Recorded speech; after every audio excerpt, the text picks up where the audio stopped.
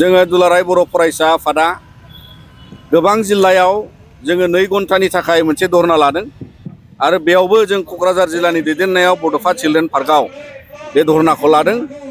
धरना लानायनि गुबै जाहोना जाबाय जे जोंनि बिटिआर गोरोबथाया 6 बोसोर बारलांबाय बयबो मिथियो आरो बिनि गेजेरजों जोङो माखासे बर' हारिनि थाखाय आरो बड'लेण्डनि थाखाय राजखान्थि दाबिनि समाधानाव जोङो दिनै माखासे समाधानखौ मोननो हायाखै आरो बेखायनो जेबादि समाधान जानांगौमोन आसाम सरकारजों आरो भारत सरकारनि गेजेरजों बे समाधानखौ हास्थायनानै दिनै जों बावहाय बेबादि धरना लादों आरो दुलाराय बर' फरायसा आफादा जोङो बिथांमोननो आर'जलाइ गथायहरगोन।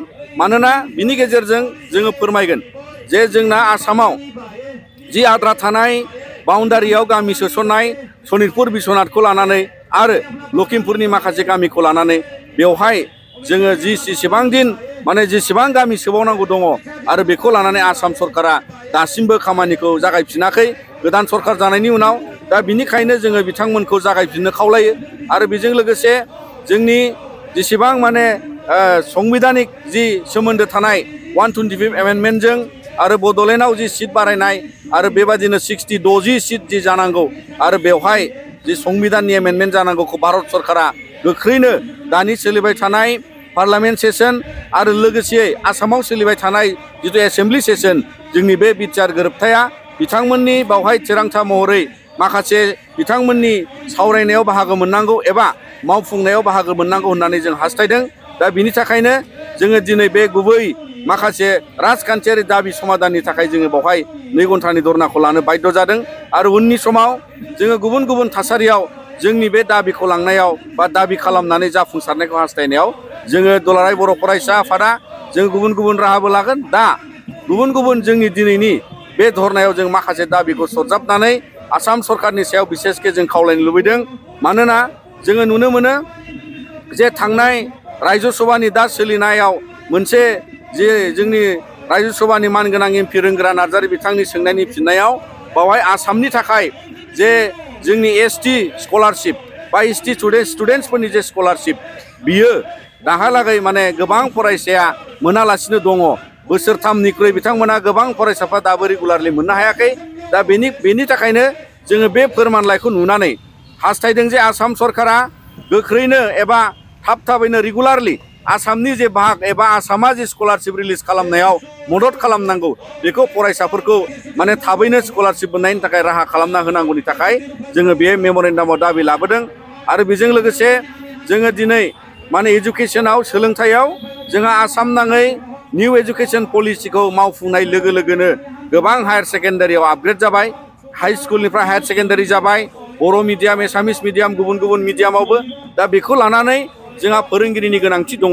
गुबुन साबजेक्टनि थाखाय दिनै 11-12 स्टेन्डार्डआव फरायनाय फरायसाफ्रा फोरोंगिरि गैयैनि थाखाय गुन गोनां सोलोंथाइनिफ्राय बिथांमोना गोजानाव थानांदों एबा बिनिफ्राय बन्चित जादों। दा बिनिखायनो जोङो बे दाबिखौ लाखिदों आरो उननि समाव जोङो दिनै सोलोंथाइयाव एकर्डजों रिलेटेड जोंहा प्रभिन्सियेलाइजेसन मेटाराबो पेन्डिं जादों आरो बेबायदिनो दिनै आसामाव हा हुनि जेंना गुबुन जोंनो फरेस्ट राइट्स आरो ट्राइबेल बेल एन्ड ब्लकआव गैयै हाखौ बेल एन्ड ब्लकनि मर्यादा होना प्रटेक्सन खालामनाय बेखौ जोङो दाबि लाखिदों। आरो बेजों लोगोसे दिनै नोंथांमोना बयबो मिथियो आसामाव बर' कसारि वेलफेयार अट'नमास काउन्सिल दाजादों आरो बियो एकर्डनि उनाव जानायनिफ्राय दिनैसिमबो इन्टारिम गभर्नमेन्ट आरो बे इन्टारिम गभर्नमेन्टआ दिनै दाबो इलेक्सन जायाखै आरो समस्ति दाफ्रामनाय आरो लोगोसेयै गामि सोसननाया बिथांमोननिया जोबैखाय जोङो बेखौ थाबैनो आसाम सरकारा मावफुंनानै बिथांमोननि इलेक्सन खुंनायखौबो जों हास्थायदों आरो समस्तिखौबो सोलाय सोल' खालामनाय दाफ्रामनाय बेखौ जोङो खावलायनाय बेयो जोंनि दाबियाव दङ।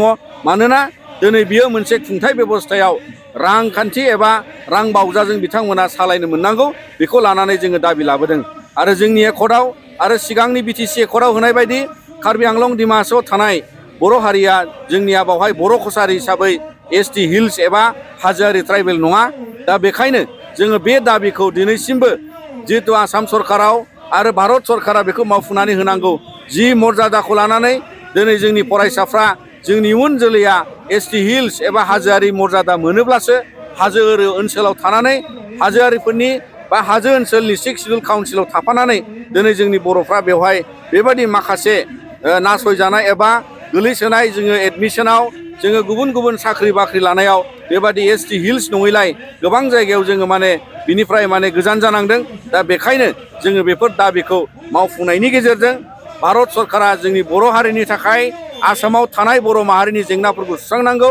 मानोना दिनैसिमबो जों बयबो मिथिगौ जे माने बर' हारिया दाबो जेंनानिफ्राय उदां नङा।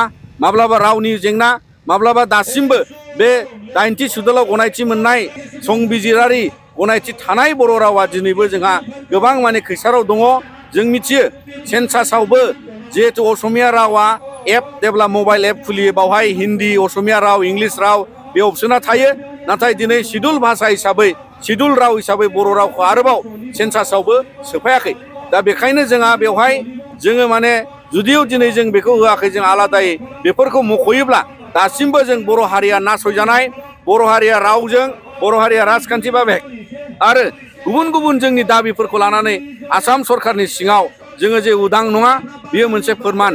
आरो बिनि थाखायनो जोङो उननि समाव बे बिटिआर गोरोबथानि मावफुङैखौ जोङो बर' हारिनि थाखाय, एबसुनि थाखाय बा दुलाराय बर' फरायसा आफादा मोनसे जोंनि माहारिनि दावगानायनि बेयो मान सनमाननि बाथ्रा, पलिटिकेल अट'नमिनि बे दावगानायनि मोनसे मान सनमाननि बाथ्रा। आरो बेखायनो बे बिटिआर गोरोबथाया थारैनो गमामायैनो जुदि मावफुंजामाराब्ला जोङो दुलाराय बर' फरायसा आफादा आरोबाव आलादा बड'लेण्ड रायजो दाबिनायखौ जोङो आवगोलाव दोनगोन, सिगाङाव दोनगोन आरो बेखौ लानानै जों आवगायलांनायनि थिरांथाखौ जों लानो बाध्य जागोन। दा बेखायनो जोङो दिनैनि बे 2 घन्टा धरनाजों आसाम सरकार आरो भारत सरकारखौ जोङो फोजाखांनाय हिसाबै बिथांमोनखौ गोसोखांहोनो थाखाय जोङो जे बर' हारिनि थाखाय दुलाराय बर' फरायसा आफादा अरायबो सांग्रां।